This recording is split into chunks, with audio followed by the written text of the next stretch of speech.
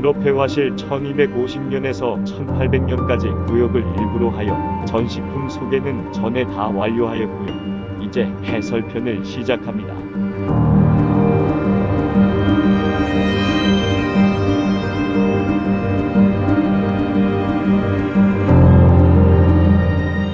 뉴욕 메트로폴리탄 뮤지엄 유럽 회화를 감상편과 해설편으로 나누어 제작하고 있습니다. 메트로폴리탄 소장 미술품 자료와 곰브리치 서양미술사 이론을 중심으로 정리하고 있습니다. 동영상 길이가 너무 길고 구글 번역이 오류가 있으므로 양해 부탁드립니다.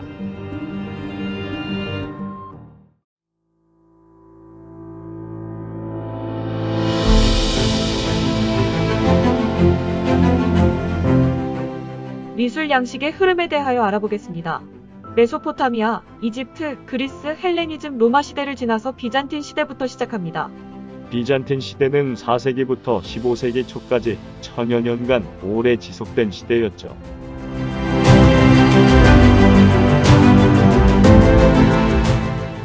비잔틴 시대 안에 로마네스크 양식, 그리고 고딕 양식으로 이어지고 유명한 르네상스로 꽃을 피웁니다.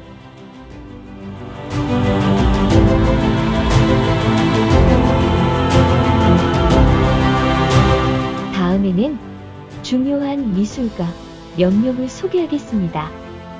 특히 조토라고 하고 지오토라고 하는 화가는 서양화의 아버지라는 별명도 갖고 있기 때문에 이 시점을 잘 참고할 필요가 있겠습니다.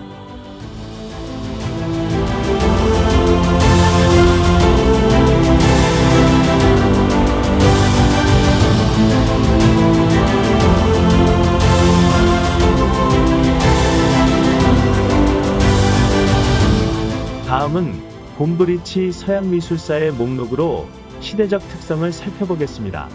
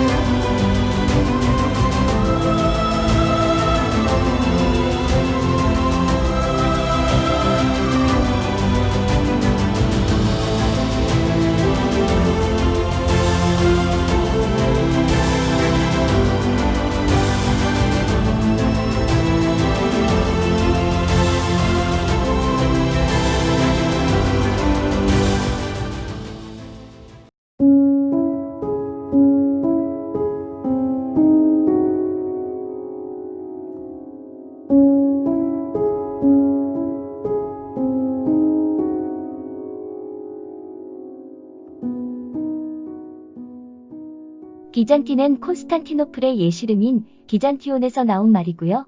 동로마 제국 비잔틴 제국 330에서 1453 문화나 미술을 가리키는 데 사용합니다. 5세기 중엽까지는 초기 기독교 미술로도 불리웠습니다. 비잔틴 미술은 고대 로마 미술 및 헬레니즘 미술의 전통이다. 고대 아시아, 더 나아가 사산조 페르시아의 영향 등이 가미된 것입니다.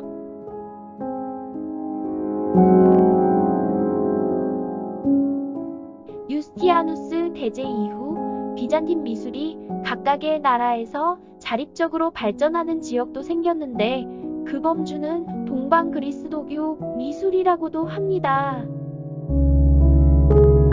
색채에 의한 벽면 장식은 서형상 표현을 주로 하고 그리스도나 성모자를 중심으로 하는 대구도가 서형당 사방의 벽면을 풍부하게 장식하는 편이죠. 우상 숭배에 대한 전통적인 두려움 때문에 환조 예배상은 부정되고 그것을 대신하여 이콘이라는 독특한 형식이 발달하였습니다.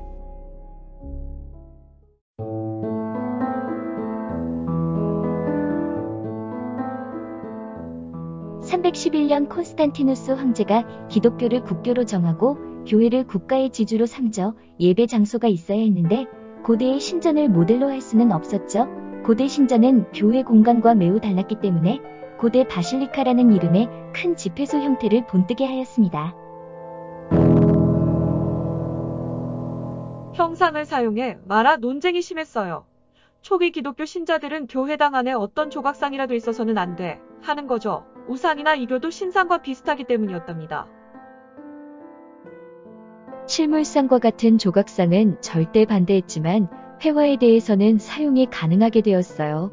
그런데 점차 그림이 엄격하게 본질적인 것으로만 사용하도록 합니다.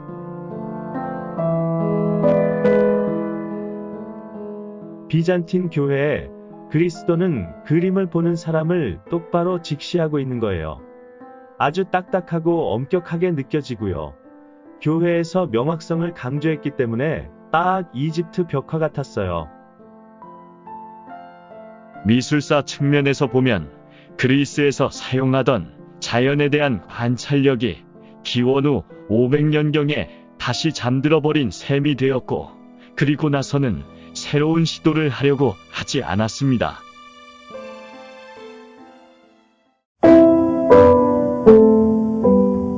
교회에 있어서 미술의 정당성이 뭐냐? 동로마 교회 비잔틴 교회 중에 한 유파는 종교적인 성격을 갖는 모든 형상에 대해 격렬하게 반대했어요. 성상 파괴주의자, 우상 파괴자들의 주장이 강해지고 득세하면서 동로마 모든 교회에서 모든 종교적 미술이 금지되는 성상 숭배 금지령이 발동됩니다. 그래서 교황청과 비잔틴 제국이 서로 대립이 심해졌지요.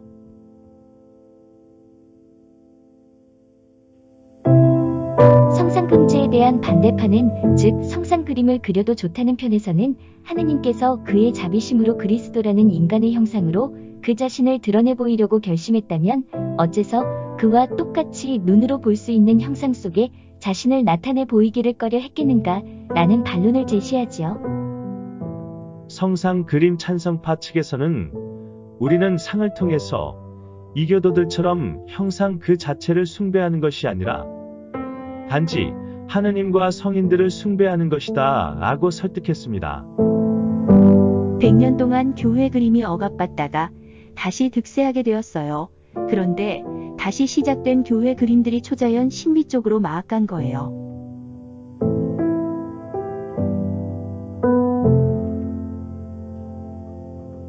교회 지도자들에서는 안 되겠다, 이건 아니지 라고 부르짖었죠. 그래서 이콘으로 인정될 수 있는 것만 인정한다고 규정했습니다. 결국 비잔틴 미술이 우리가 알고 있는 틀에 박힌 유형으로 된 거랍니다. 이집트인처럼 엄격하도록 하라는 식이었고요.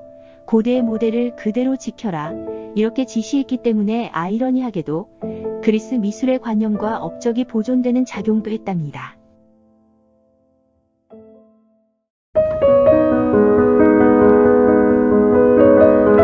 비잔틴 제단화 그림을 보면 옷주름이 몸 전체를 감싸고 팔꿈치와 무릎에서 방사선처럼 빛이 퍼져나가는 방식이 아주 특별하죠. 그림자가 지게하여 얼굴과 손의 입체감을 나타내는 방식입니다. 뭔가 모두 공식 같지 않나요? 성모의 옥좌 부분 묘사를 보면 그리스와 헬레니즘 시대의 미술을 충분히 소화한 듯합니다.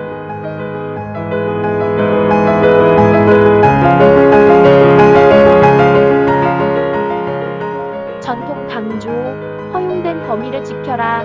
이런 상황에서는 화가들이 개인적 자질을 개발하기 어렵죠. 하지만 그런 보수성이라도 아주 천천히 발전은 이루어진답니다. 비잔틴 성화에 있어서 미술이 보는 사람에게 얼마나 강한 인상을 줄 수 있냐 하는 문제는 기본적이고 지속적인 관심이었던 것 같습니다.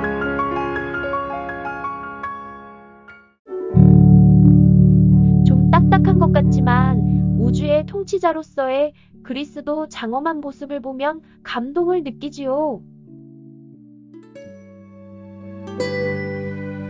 황금색 번쩍이는 벽면과 완벽한 기독교적 진리의 상징들, 이러한 형상들은 동로마 교회가 지배하는 모든 나라에서 계속 군림해 갔습니다. 러시아 이콘은 아직도 그대로 사랑받고 있습니다. 비잔틴 미술 작품에 대한 실질적 개념이 좀 잡히지 않지요? 터키 이스탄불의 유명한 아야소피아 벽화들, 그리고 비잔틴 패널 작품 몇 점을 감상해 보겠습니다. 터키의 베렘의 동굴교회 벽면에 아직 남아있는 프레스코 벽화입니다.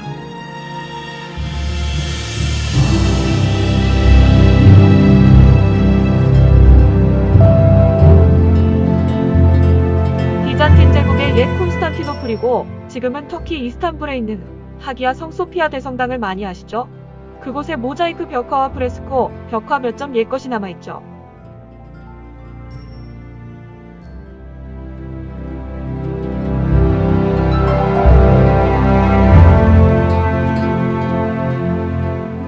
(10세기) 초의 작품이라 하네요.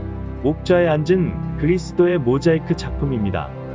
왼쪽 바닥에 엎드려 경배하는 황제와 위의 원형 공간에는 각각 성모 마리아와 대천사 가브리엘을 나타냈습니다.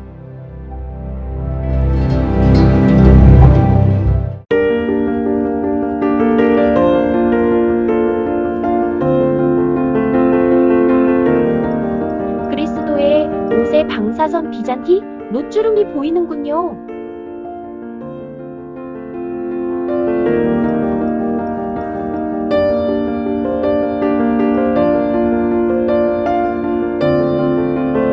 우측의 콘스탄티누스 대제가 콘스탄티노폴리스를, 좌측에서는 유스티아누스 대제가 하기야 소피아를 성모자에게 바치고 있는 모습을 형상화하였습니다.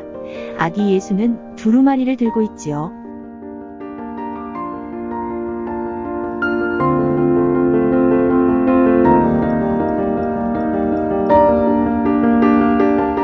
이스탄불의 코라 교회 비잔틴 벽화입니다. 비잔틴 대표적 인물 양식인 방사선 옷주름 아시죠? 이 작품은 워싱턴 내셔널 갤러리에 전시되어 있는 패널 작품인데 1260년에서 1280년 사이에 제작된 동근 옥저의 성모자 그림입니다.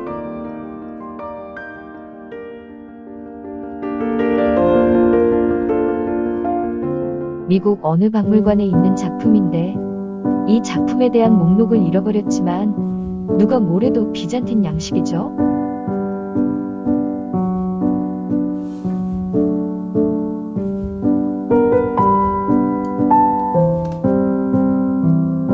자, 이제 로마네스크로 들어갑니다.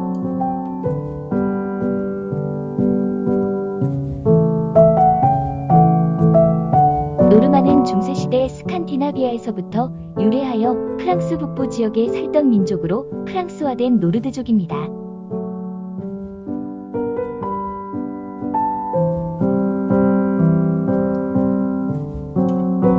노르만족은 잉글랜드를 침략하여 노르만 왕조를 세웠지요.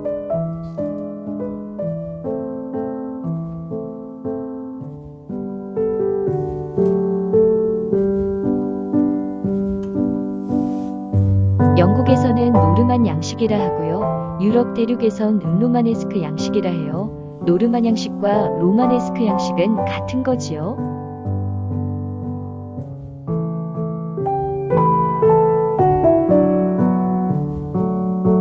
로마네스크 양식은 교회 건축 중심으로 더 유명하죠. 강력하고 도전적인 석조 건물의 전투적인 교회라 하기도 하죠.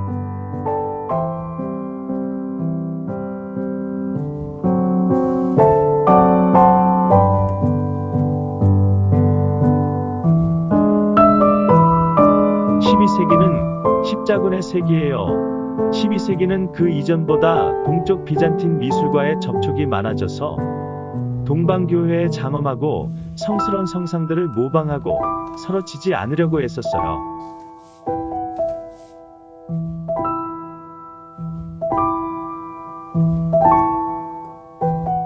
로마네스크 미술은 교회의 내부를 장식하는 기능, 교육적 설교적 목적으로 사용되었고요. 도상학을 기반으로 성서의 내용을 효과적으로 전달할 수 있도록 집약적이고 단순하며 직접적으로 표현했지요.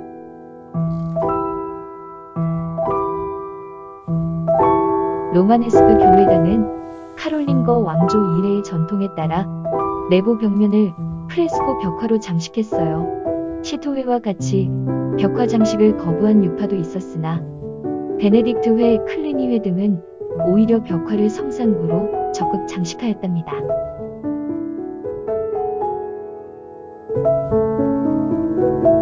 로마네스크 벽화는 유럽 전역에서 제작되었으나 특히 이탈리아에 많으며 이 밖에 프랑스 남서부 지역과 에스파냐 북서부에 집중해 있어요. 로마네스크 시기에는 모자이크를 마룻바닥을 제외하고는 사용되지 않았으며 성상을 표현한 스테인드 글라스가 창을 장식했다고 하는군요. 로마네스크 미술의 특징을 더 알아보아요.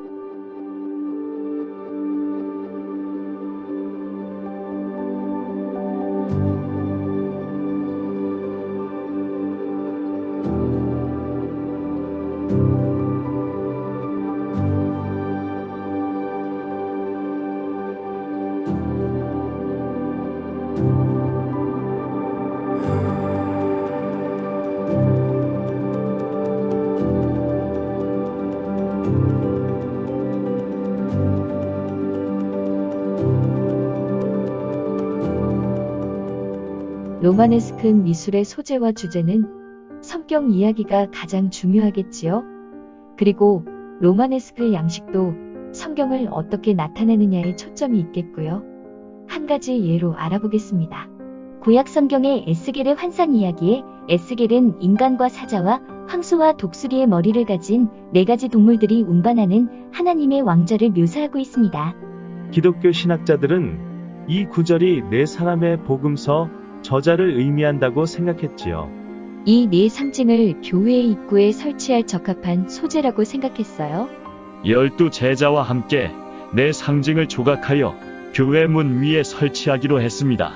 천사 상징의 의미는 마태복음의 성마태여, 사자 상징의 의미는 마가, 황소 상징의 의미는 누가복음을 지은 성루가, 독수리 상징의 의미는 요한복음의 저자 요한, 이런 식이죠. 교회의 가르침이 교회 현관에 새긴 조각들 속에 구체적으로 표현되어 있는 거지요. 이런 종류의 조각은 설교자의 설교보다 더 강력하게 사람들의 마음속에 살아남았을 겁니다. 조금 전에 사계복음서 저자와 관련된 상징 조각을 이야기했는데요. 스페인에 있던 작은 교회의 로마네스크 벽화를 통해 알아볼까요? 그런데 사자인지 황소인지 헷갈리긴 하더라고요.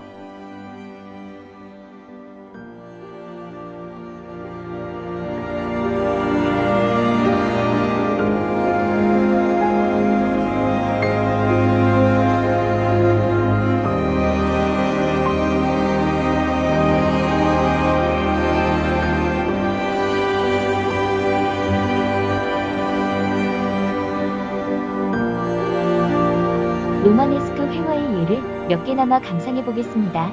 뉴욕 메트로폴리탄 뮤지엄에서도 회화 쪽은 찾기 어렵더라고요. 스페인 바르셀로나의 재현품으로 전시한 로마네스크 전시장이 있다고 합니다.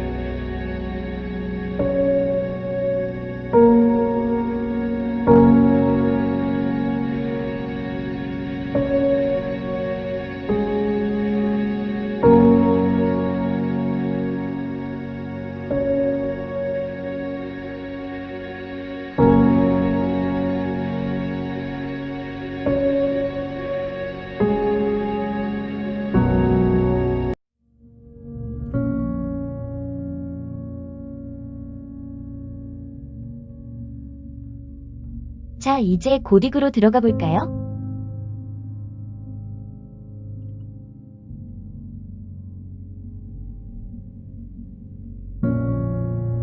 고딕 세계 들어가면서 비잔틴 세계와 로마네스크 세계를 간단히 정리해 볼까요?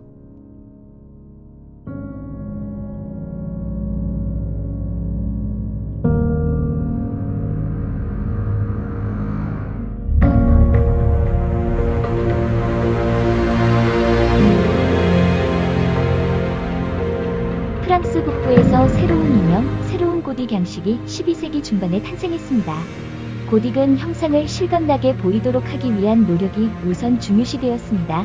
감동적으로 전달하겠다. 그러려면 그림에 등장하는 요소들이 신빙성 있어야 하겠고 등등 이런 것에 노력했지요. 그래야 성경의 올바른 전달이 이루어진다고 하는 거였지요. 그런 방법론으로서 자연의 관찰이 중요시되었지요.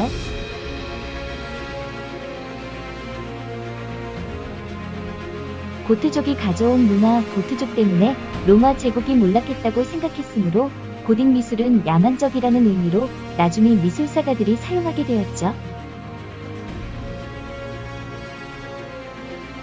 13세기에 이르러 일부 미술가들은 석상에 생명감을 불어넣는 시도의 발전을 이룩했습니다. 13세기 북부 화가들은 필사본 사파에 주력했는데 그래도 엄숙한 로마네스크 양식의 사파와는 상당히 달랐습니다. 이탈리아 조각에서는 사실성이나 입체성 등이 문제가 되지 않았어요. 조각 자체가 입체이니까 원근법 등의 기술이 필요할 리가 없잖아요. 하지만 13세기 이탈리아 화가들에게는 평면을 입체로 한다는 것 등은 그냥 어찌할 바를 몰랐죠.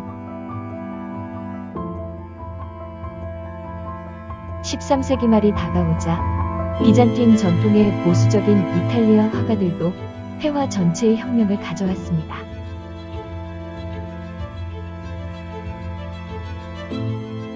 14세기에 회화에 대한 혁명가가 탄생했습니다. 조토 디 본도네라고 하는 아주 중요한 화가랍니다.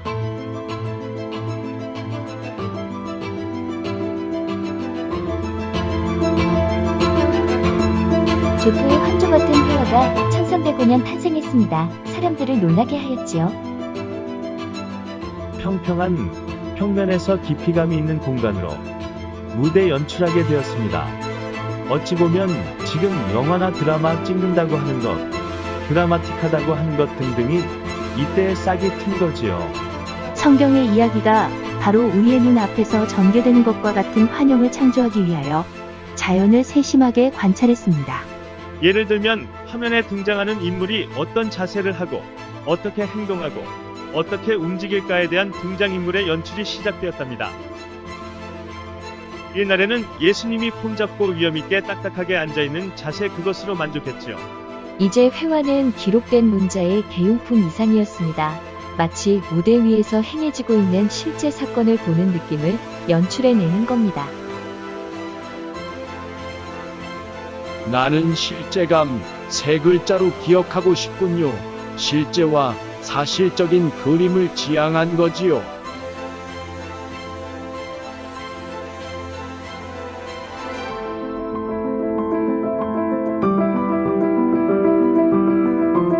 첫째, 환조 같은 느낌을 일으키는 착각의 그림. 둘째, 얼굴과 목에서 입체적 표현법. 셋째, 팔의 표현에서 단축법. 넷째, 의상이 흐르는 듯한 주름에서 짙은 그림자. 다섯째, 평평한 평면에서 깊이감을 느끼게 하는 기술.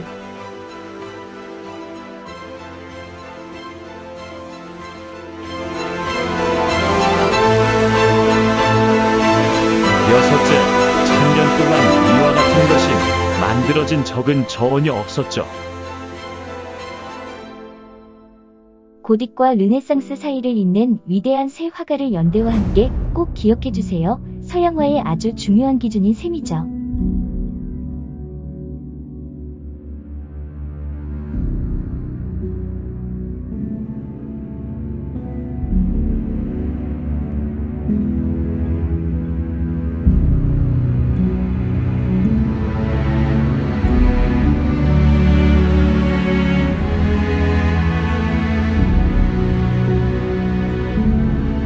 월튼 두코파에서 아름답게 흐르는 선과 우아하고 섬세한 표현과 자연으로부터 얻은 연구의 결과를 활용한 증거를 확인해 보아요.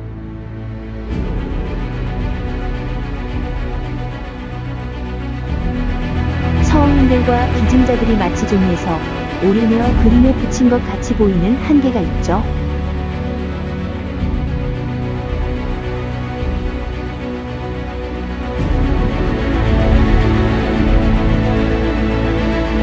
대리 공작의 기도선하는 달력 그림입니다. 국제 양식의 세밀화죠. 실생활의 사생에서 얻은 그림들이 생명감과 관찰력을 어느 정도로까지 발전시키는 데 도달했을까요? 하나하나 임무를 똑같이 하지 않고 구별되도록 노력하였으며 현실 세계에서 따온 실감나는 장면으로 보이도록 조합되어 있습니다. 화려하고 보기에 좋지만 아직 완벽한 실제 풍경은 아니죠. 자연에서 보고 그린 진짜 나무들이 아니라 나란히 서 있는 상징적인 나무일 뿐이군요.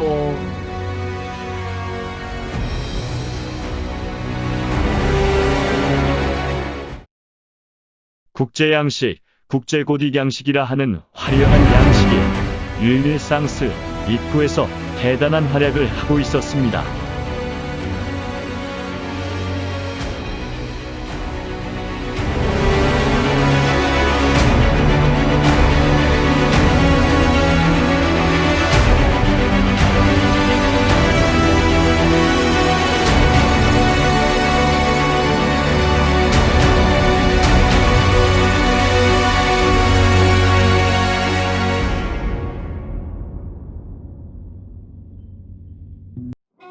중세 미술, 종말입니다.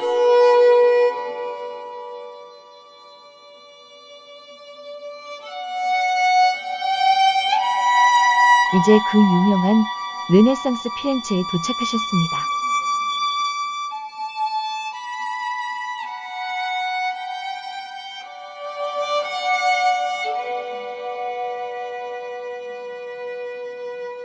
중세의 이탈리아는 다른 지역보다 낙후되어 있었기 때문에 1309년 조토의 새로운 혁신의 업적이 그들에게는 엄청난 예고편으로 보였습니다. 그래서 곧 예술의 부활이 온다고 기대했죠.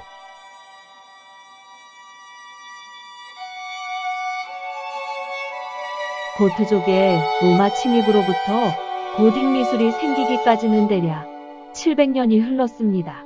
그리고 나서 고딕이 시작된 이후 또 대략 250년쯤 지나서 드디어 르네상스가 온 것이죠.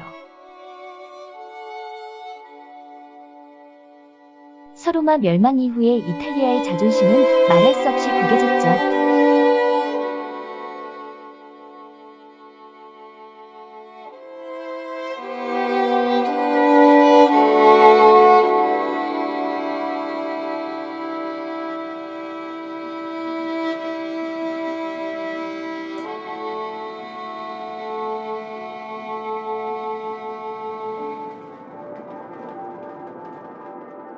이탈리아 사람들의 무너진 자존심이 이제 살아났습니다. 그래서 재생, 부활, 그래서 르네상스죠. 곰브리치의 서양 미술사 책에서 보면 르네상스 첫 인물로 브루넬레스키를 소개합니다. 브루넬레스키는 건축의 창시자였죠. 그런데 또 중요한 것은 수학적인 방법으로 원근법을 발견한 거예요. 그리고 이어서 이탈리아에서는 마사초가 수학적인 선원근법을 사용하여 멋진 혁명적 그림을 탄생시키죠.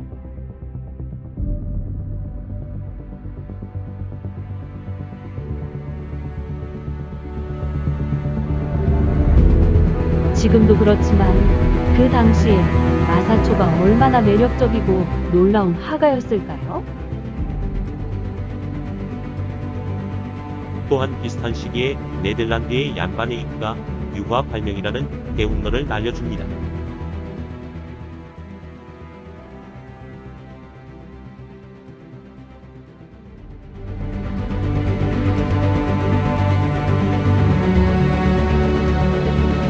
선원근법을 실감해보세요.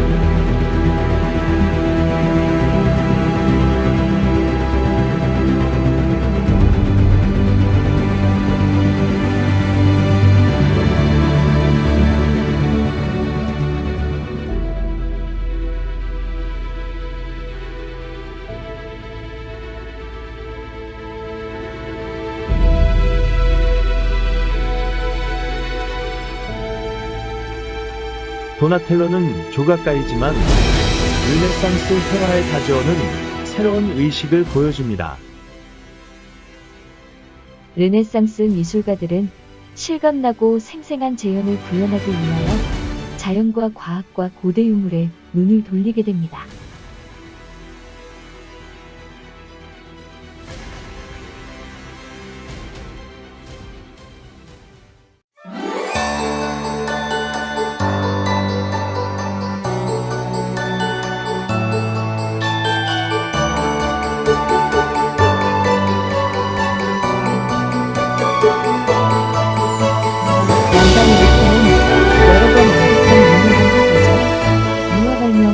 북유럽에서 사실성의 정복을 최종적으로 완수한 사람, 혁명적인 창의성.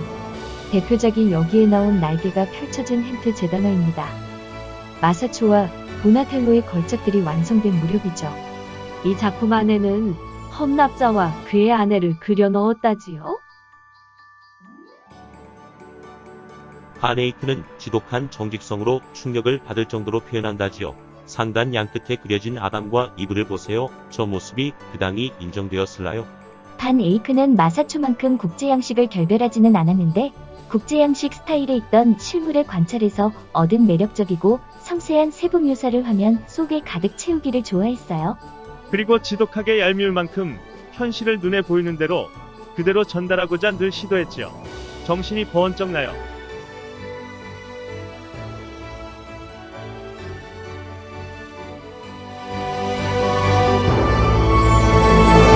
예전 방식으로 내려오던 그림들은 상투적이었어요. 이제는 상투적이라는 것은 버려야 할 때가 왔죠.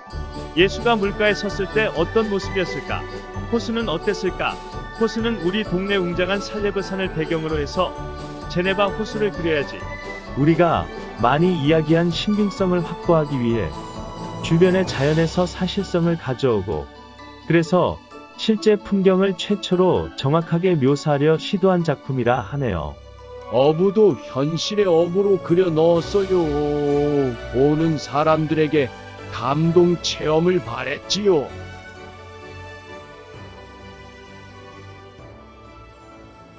얀반 에이크의 유화 발명 이야기는 1편에서도 소개한 것이지만 르네상스에서 중요한 것이라 다시 기억을 되살리면서 통과할게요.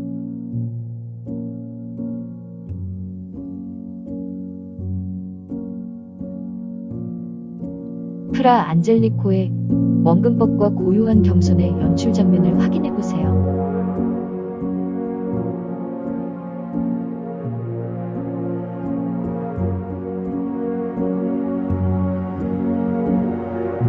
우첼로의 원근법과 무대 구축을 확인해보세요. 아직은 명암과 공기원근법은 아직이군요.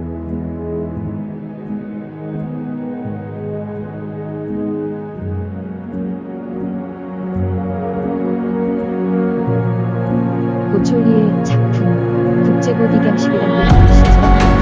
원근법도 꽤 살리고 하지만 국제고딕양식으로 되돌아가고 싶은 마음을 찾아볼 수 있군요. 주변 풍광이 매우 인공적인 것 같지요?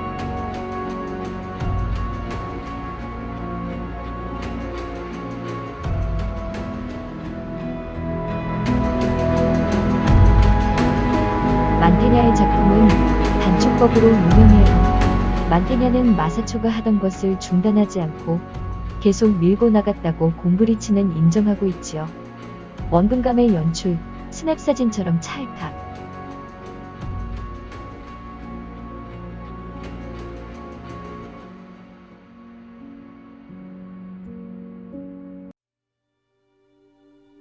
델라 프란체스의 이 작품은 평면에서 그림자를 통하여 빛을 얻는 것, 빛은 깊이의 환영을 만들어내는 원근법과 대등한 중요성이라 평가하는군요. 고요하면서도 명암으로 힘있게 형상화되어 있다는 거죠. 명암 화이팅!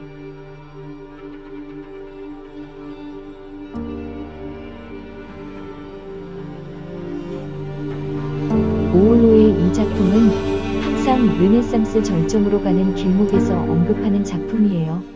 좌우대칭은 옛 상투적인 관습이고 이 작품에서 약간 비틀어 좌우대칭을 벗어나고자 하는 시도를 엿볼 수 있어요. 또한 실제의 토스카나 풍경을 원근법을 활용해 묘사에 넣었지만 아직 자연스러운 조화면에서 미흡하죠. 미흡한 것이 있더라도 포기하지 않고 뚜벅뚜벅 자연스럽게 되도록 화가는 노력하고 있답니다.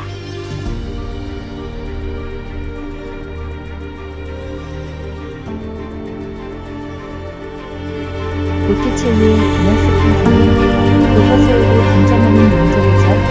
르네상스 대표작 중에 하나로, 그리고 비너스의 몇 가지 이상한 묘사에 대해서 숨은 그림 찾기 게임을 하기도 하죠. 목이 부자연스럽게 길다. 어깨가 가파르게 처져 있다. 왼쪽 팔이 다소 어색하게 몸에 붙어 있다. 하지만 이런 것들은 이 명화에 그다지 중요하지 않게 됩니다. 보티첼리는 우아한 윤곽선을 만들어내기 위하여 자연에 구애받지 않았던 거죠. 자유로운 표현은 하늘의 선물이라고 외치고 있네요. 이 비너스 탄생은 1300년경의 조토의 발견, 1400년경의 브루넬레스키의 발견과 견줄 수 있는 중요한 전환점이라고 합니다. 가장 큰 신의 묘수는 자연스럽게 우아한 비너스가 조개 껍데기를 타고 나타나게 한 연출이죠. 화면 왼쪽의 바람의 신 제피로스가 봄의 ним프인 클로리스 또는 산들바람이 의인화된 아우라에게 안긴 채 바람을 불어 비너스를 해변으로 밀어보내고 있죠. 화면 우측에서는 비너스의 수행원인 계절의 여신인 봄의 여신이 비너스를 맞으며 그녀를 위해 옷을 펼치고 있어요. 실제는 아닌데 실제처럼 실감나는 연출이 이게 천재급의 재능 아닐까요? 이탈리아 르네상스는 이미 무르익고 있었습니다.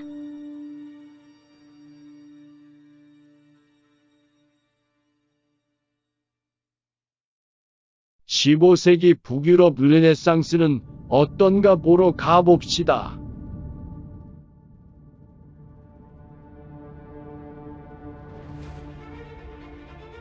이탈리아 도시와 더불어 유럽에서 제일 먼저 도시가 발달한 지역이었는데 13세기 이후 모직물 등 교역으로 도시가 번창했습니다. 13세기 말부터 도시의 자유화가 확대되었는데 필립 선량공이 상업활동의 안정과 봉건제 후의 간섭을 배제하면서 통일적 지배와 번영을 이루었습니다. 그래서 예술적 환경이 형성되고 플랑드르 땅에서 플랑드르 사람에 의한 예술이 전개되었지요. 15세기의 플랑드르는 번영과 안정 속의 황금시대를 맞이하여 얀반 에이크에서 비롯되는 예술적 전통이 형성되었습니다. 자유도시의 충만한 활력, 사치스러운 미감각이 만들어낸 회화적인 감성이 도시를 주도하고 다른 지역 예술에도 전파된 공이 있습니다. 그래서 서양 미술사 르네상스에서 이탈리아와 더불어 북유럽 회화의 네덜란드와 함께 플랑드르 화파가 특별히 많이 주목되고 있는 것입니다.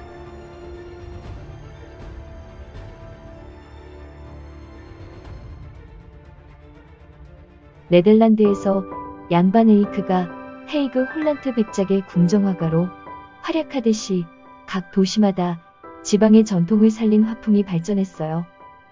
아예 얀반 에이크가 프랑스 동부의 부르고뉴 공국의 궁정화가로 떠나간 것과 같이 북네덜란드 출신 화가들이 네덜란드를 떠나 플랑드르파로 활약하게 되죠.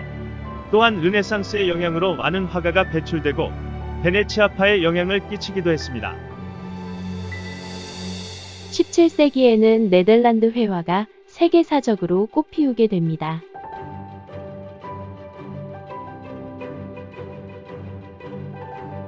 르네상스 회화는 수학적 원근법의 이론, 과학적 해부학의 비밀, 로마 유적들에 대한 연구 등등이 밑거름이 되고 있는 거지요. 이탈리아 회화는 그런 면에서 이미 승리했습니다. 브루넬레스키에 이어 마사초, 레오나르도 다빈치 등으로 계속 발전했지요. 이탈리아 화가들은 1400년대에 이미 근대미술가였습니다. 그런데 북유럽 회화는 아직 고딕 전통을 충실히 지키고 있었습니다. 물론 네덜란드의 반 에이크 형제의 혁신이 리드하고 있었음에도 과학의 문제보다는 관습과 관례에 머물고 동요하지도 않았죠. 북유럽 화가들은 15세기에 아직 평온하게 중세 미술가였던 거예요. 이탈리아 화가들은 이상적인 조화와 아름다움에 중점을 두었는데요. 북유럽은 이상적인 조화와 아름다움을 성취하는데 관심을 적게 가졌었기 때문에 북유럽 미술가는 특이하게 유머와 익살의 표현을 선호하게 된 문화의 차이가 있었습니다. 그러나 이탈리아 미술과 북유럽 미술이 서로 완전히 분리되어 발전했다고 생각하는 것은 잘못이라고 할 수 있겠습니다. 다음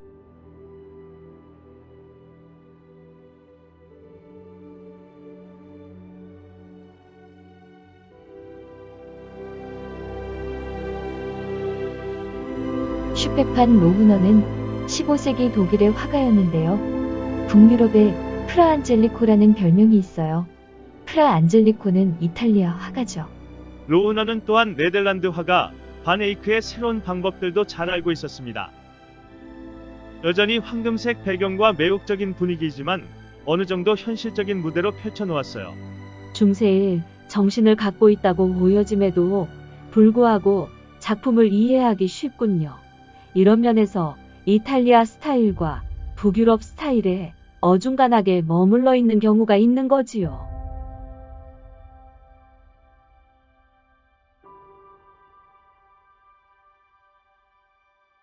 앞의 화가 로흐너처럼 두 가지 문화 모두에 영향받는 사례이지만 약간 다른 차원이라 할까요? 프랑스 화가 장프케는 로마를 여행하면서 이탈리아 르네상스의 영향을 받았는데 그림 속 인물들이 마치 조각처럼 다듬어진 것처럼 보이는 것으로 알 수 있지요.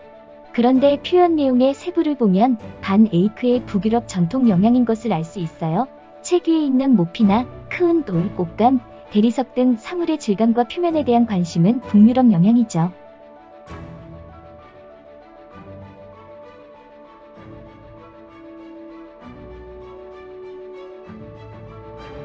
(15세기) 플랑드르 화가 웨이든의 작품입니다. 머리카락이나 바느질 솔기 하나하나까지 충실하게 재현했군요. 참 사실적이죠? 화가가 연출해 놓은 무대가 보이나요? 성경 이야기를 눈앞에 전개시켜 보여주고 있어요. 어색하고 자의적으로 보이지 않으면서도 분명하고 전체 구성도 완벽하여야 했지요. 연출자가 연출한 배우들처럼 실감나게 보이죠. 고딕 미술의 주요 개념들을 새로운 사실적인 양식으로 번안한 성과이고요. 북유럽의 명확한 화면 구성의 전통을 보존하면서 종교적인 이상과 조화의 목적을 모두 융화시켰습니다.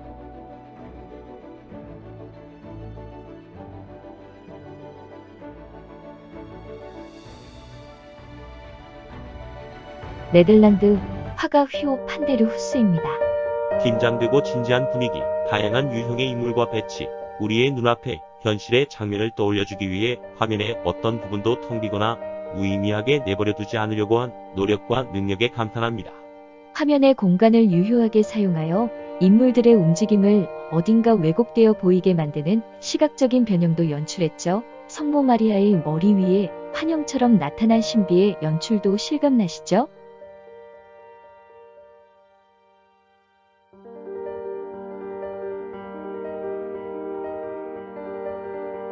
(15세기) 북유럽에서는 한화가 미술의 대중화에 크게 기여하였죠.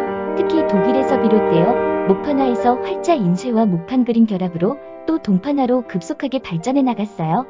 대중화만이 아니라 화가들에게도 유럽 여러 곳 대가들의 동판 화집이 유통되면서 급격하게 다른 지역 양식을 배우고 응용하게 되는 역할에 기여했습니다. 이것은 곧 북유럽 중세미술 종지부에 기여한 획기적인 사건이었습니다. 마르틴 숀카우어 작품입니다. 이런 섬세한 동판화 작품에서 보여주는 표현력과 연출력이 수없이 복제되어 널리 배급되었죠.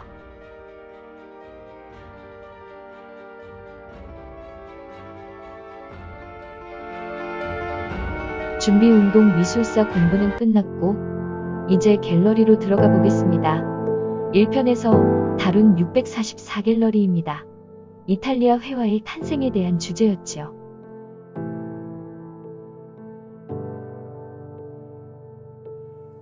(1편인) 644갤러리와 (2편인) 641갤러리를 비교해보는 것이 가치가 있습니다. 어떤 차이가 있는 것인가요?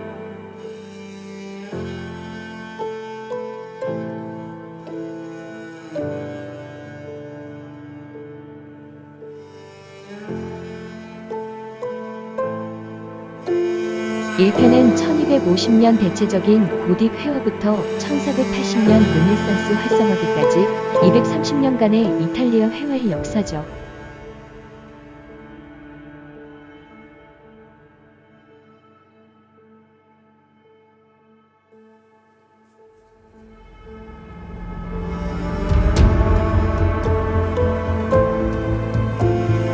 그에 비하면 2편인 641갤러리는 1420년부터 1480년까지 르네상스 기간 내에 약 60년간의 이야기입니다. 테마는 자연의 거울로 그리기입니다. 여러분들도 어떤 차이점을 이야기해보세요. 나는 한눈에 보기에 황금빛 배경의 차이를 확인해 볼 수 있어요. 이 편에서는 황금색 배경이 다 없어진 셈이네요. 자세히 안 보이지만 기독교 관련은 마찬가지인 것 같아요. 이 편에서는 초상화가 많은 것 같습니다. 1편 갤러리는 뭔가 구식 같은 생각이 드는데 맞는 표현일까요? 이 편의 주제가 거울로 비쳐 보이듯이 사실로 그린다는 의미이듯이 아래쪽 그림들은 사실성이 훨씬 돋보입니다.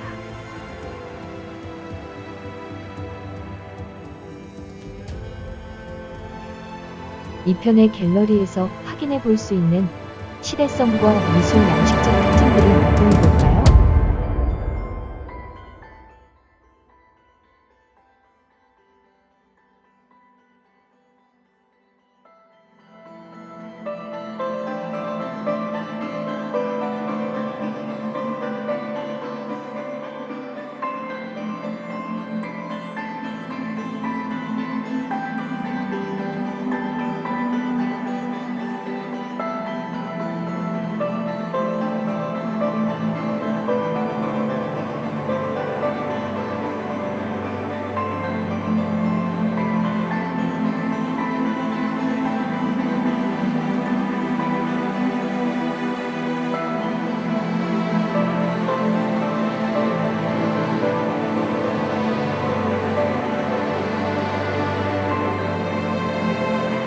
감상편은 이미 완료해서 동영상에 올려져 있고요.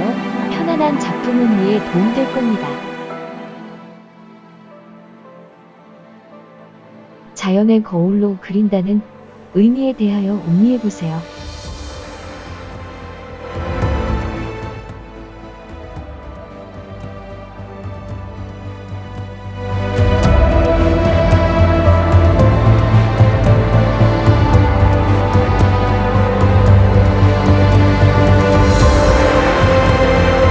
화가들의 출신별로 배열해보았다.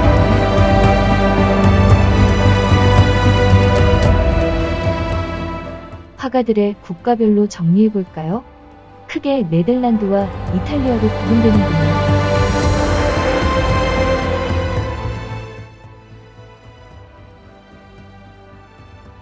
또 어떤 항목으로 분류해볼까요? 작품 내용으로 분류한다면요. 우선 기독교 미술 측면에서 알아보겠습니다.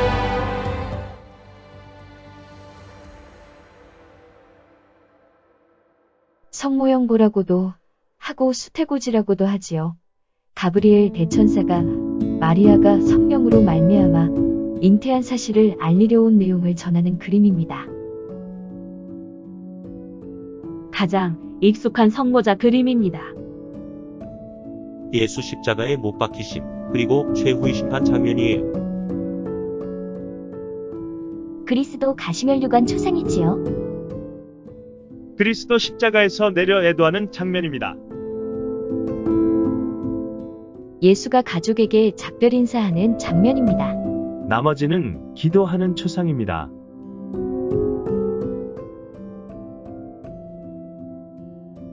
대략 추려보면 구약 성서의 일반적인 주제도 20가지 이상, 신약 성서에서도 20가지 이상, 서양화에 자주 등장하는 테마가 있고 그에 따른 상징들이 많이 딸려 있어서 서양화 감상에 재미있지요.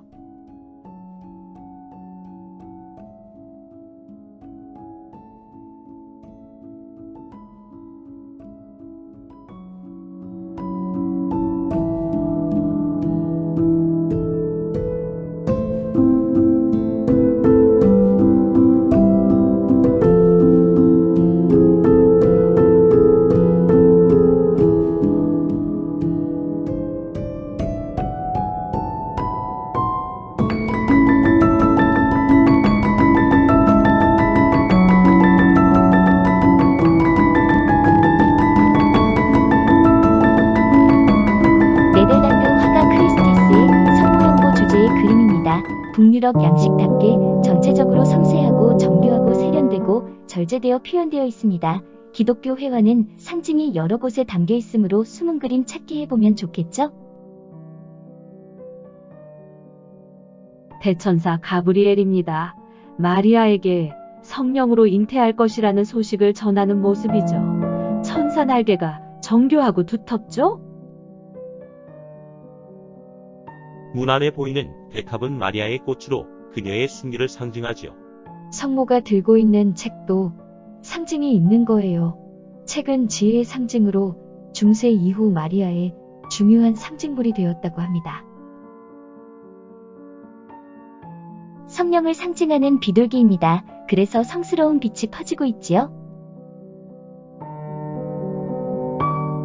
허물어진 담장은 대개 예수가 태어나면 새로운 세상이 열리는 거니까 그와 대조되는 구시대를 상징하는 거라 합니다.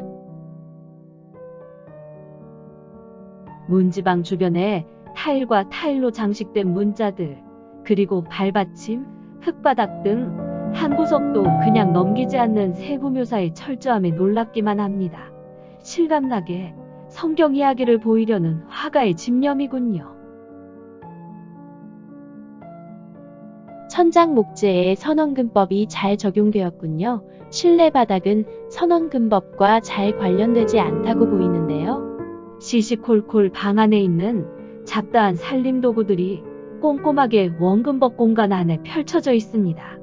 대천사 가브리엘이 무슨 문서를 전달하고 있군요. 성모 마리아는 묘한 포즈에 묘한 표정을 하고 있군요. 유명한 초상화 전문 안스맨닝의 작품입니다. 이런 작고 동그란 모양은 대중적으로 부부 침상 위에 걸어두거나 하는 등에 많이 사용된 인기 형식이라 합니다. 배경의 풍경화도 잔잔하군요. 완전한 검은색 배경이 성모자를 확 드러내주고 있네요. 금색 배경과 머리 위 후광이 다 제거되어 본질이 더 부각되는 아름다움과 부드럽고 단순하고 따뜻한 사랑과 헌신이 느껴집니다.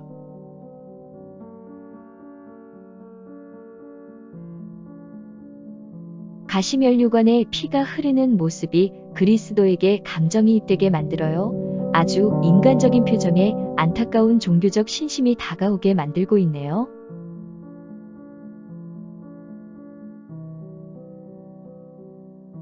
크리스티스가 그린 그리스도의 가시면류관이 진하게 신심을 두드리는군요. 머리 위와 좌우에 뭔가 장식이 그려져 있어요. 모갈의 가슴에도 피가 흘러내려 그리스도의 고난을 전해주고 있습니다.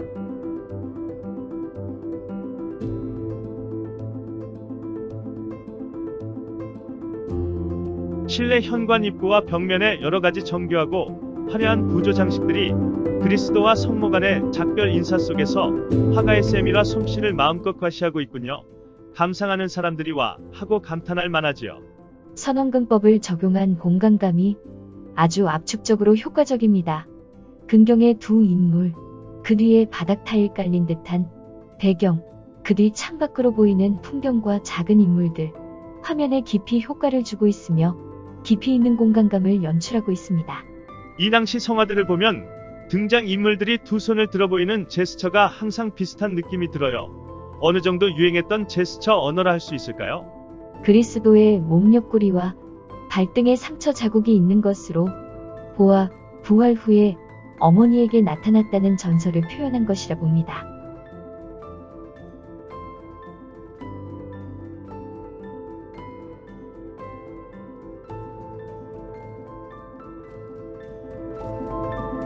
성모가 앉아있는 자리 옆에 놓여있는 성경책 같은 책과 의자 측면 및 파놓은 구멍 장식의 세부 묘사도 매력적입니다.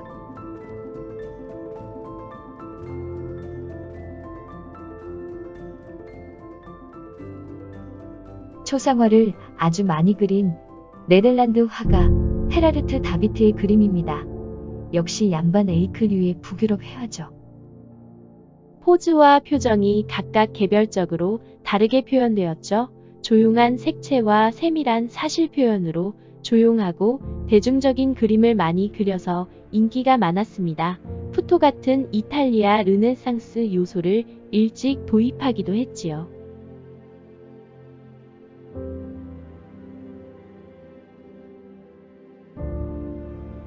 드디어 얀반 에이크 작품이군요. 대형 그림 같기는 하지만 실제 높이는 56cm 정도입니다. 성당의 재단화 그림이라 하겠죠. 현재 보이는 그림은 두 폭 재단화인데 아주 꽉 차게 꼼꼼하게 수많은 등장인물과 배경 요소를 통합하여 드라마틱하고 상투적이지 않으면서 정교하게 채워 넣었습니다. 대단한 연출력이죠. 전체적인 원근 효과가 확 드러나게 압축적이네요. 그러면서 그 당시의 모습과 최후의 심판 같은 성경 이미지를 한모의 신자들은 실감나게 느낄 수 있겠습니다.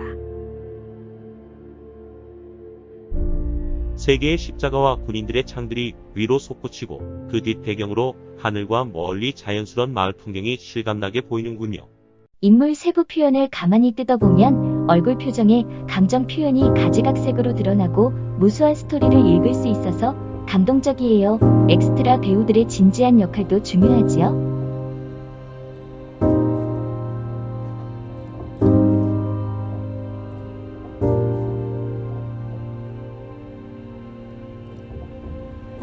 새로운 시야를 펼치는 전체적인 구도가 실제 있는 것처럼 느끼게 하면서도 냉엄하고 신비한 분위기에 종교적 경건과 신앙을 표현해주고 있군요. 그리스도와 12제자와 많은 성인들, 천국으로 올라간 사람들과 고통 겪는 지옥과 위험있게 제어하는 미카엘 천사와 제1하단의 해골괴물, 정말 드라마틱해요. 이 그림 한 장으로 12부작 드라마를 다 보는 것 같아요.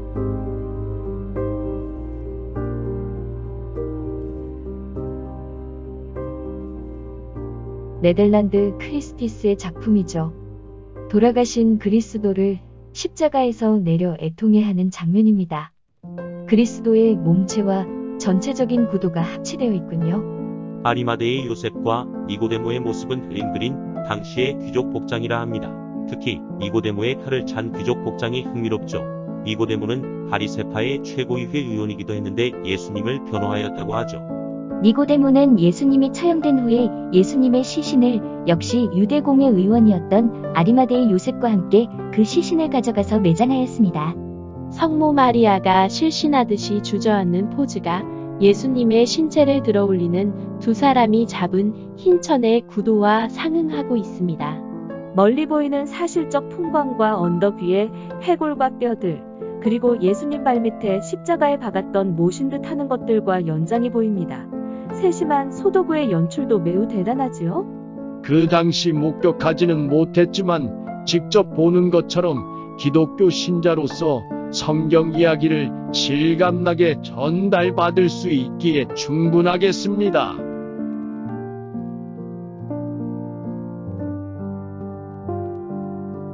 이 두 점의 초상화를 보고 어떤 생각이 드나요? 뭐든지 이야기해보세요.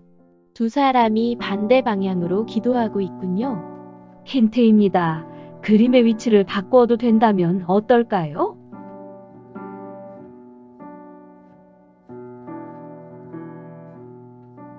이 두 작품은 원래부터 부부 초상화입니다. 은행장 부부라고 하네요. 그래서 그런지 여인의 정교한 목걸이와 의상이 부와 사회적 지위를 보여주는 것 같네요. 초상화를 그리긴 하였지만 특별히 기독교 신앙에 대한 신심이 두터워 보이는군요. 부유층이어서 그런지 아니면 유명한 화가와 친분이 있어서인지 초상화에 특별히 명망 있는 한스 mem링이 이 초상화를 그렸습니다.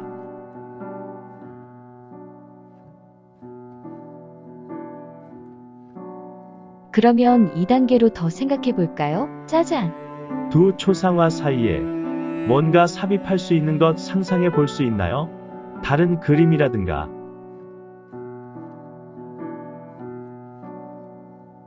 발견하셨나요? 그 당시의 가상의 상황을 메트로폴리탄 뮤지엄에서 재구성해 본 것입니다. 그때에는 이렇게 가운데 성모자상을 두고 양옆에서 부부가 기도하는 세폭 초상화가 인기였다 합니다. 축복받는 부부, 가정이 되고 싶은 소망이었죠.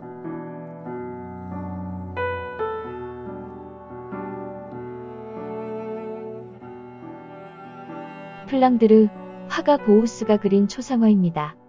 이 작품도 앞에 얀반 에이크의 초상화처럼 종교적 3부작이었는지 독립적 초상화였는지 확실하지 않다는군요. 손은 기도하는 모습인데 모자는 기도하는 모습과 좀 먼 특이한 형태입니다.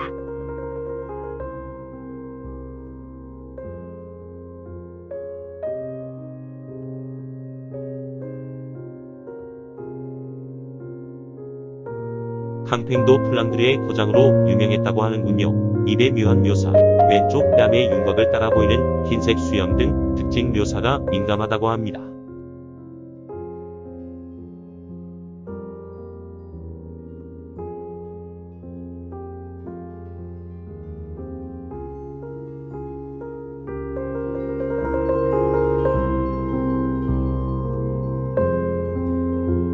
휘호 판데르 후수는 수도원에 있던 화가였는데 정신 발작과 자살 충동에 시달렸다 합니다. 수염에 실감나는 사실성, 창 옆의 빛과 그림자의 강조된 대비, 기도하는 손 등이 인상적입니다.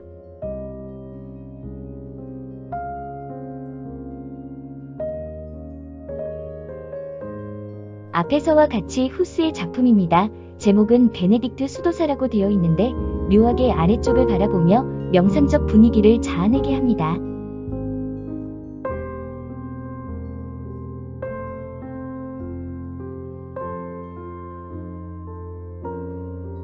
당시의 청년 초상과 노인 초상들입니다.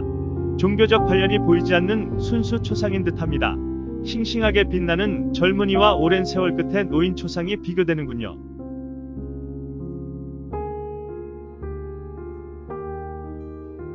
이탈리아 화가가 그린 초상화입니다.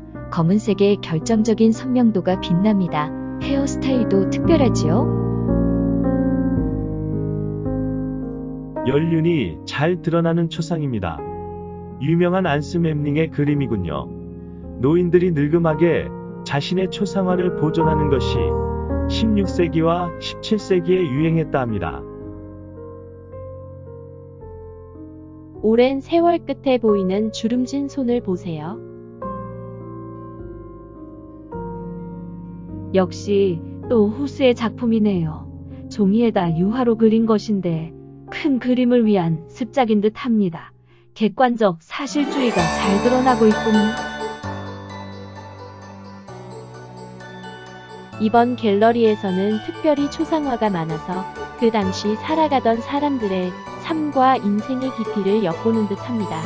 거기에다 사실성을 바탕으로 한 기독교 회화의 면모도 함께 감상하였습니다. 거울에 비쳐 보이는 것처럼 실감나게 삶과 종교에 대하여 아주 오래 지난 시간을 타임머신 타고 돌아다 보게도 되는 행운도 가진 것 같습니다.